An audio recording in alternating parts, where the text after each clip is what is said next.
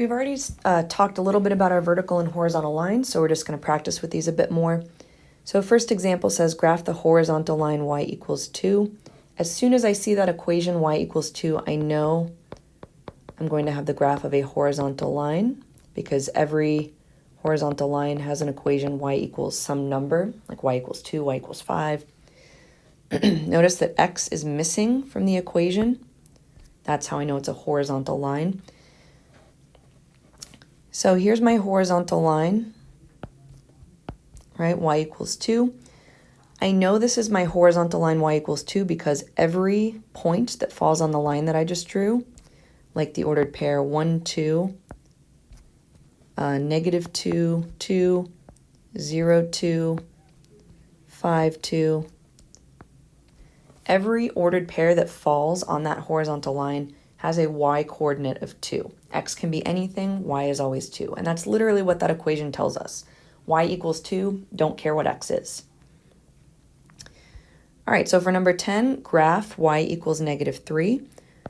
I know this is going to be a horizontal line. There's no x, right? It's just y equals a number, y equals negative 3. So here's my horizontal line, y equals negative 3. Every point that falls on that line has a y value of negative 3 in the ordered pair. Oh, and quick reminder, I also could have said for number 10, graph f of x equals negative 3, and that's the same exact thing. That would be a horizontal line. All right, graph the vertical line, x equals 2. As soon as I see this equation, x equals 2, I know I'm dealing with a vertical line. And that's because every vertical line has an equation in the form x equals some number. There's no y in the equation, it's just x equals a number. That gives me a vertical line. So my vertical line is here. And notice that every point on the line, like we have the ordered pair 2, 1, there's 2, 4, there's 2, 0, there's 2, negative 3. I'm just randomly picking points on this line here.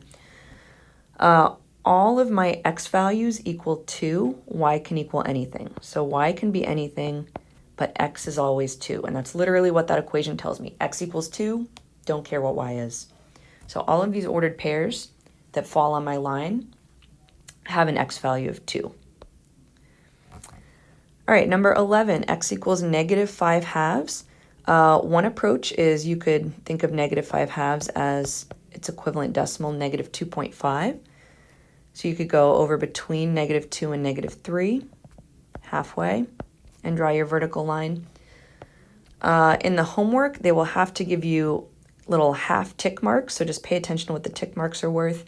So there would be negative 1/2, negative 1, negative 1.5, negative 2, negative 2.5, or negative 5 halves would be right there, and you would draw your vertical line.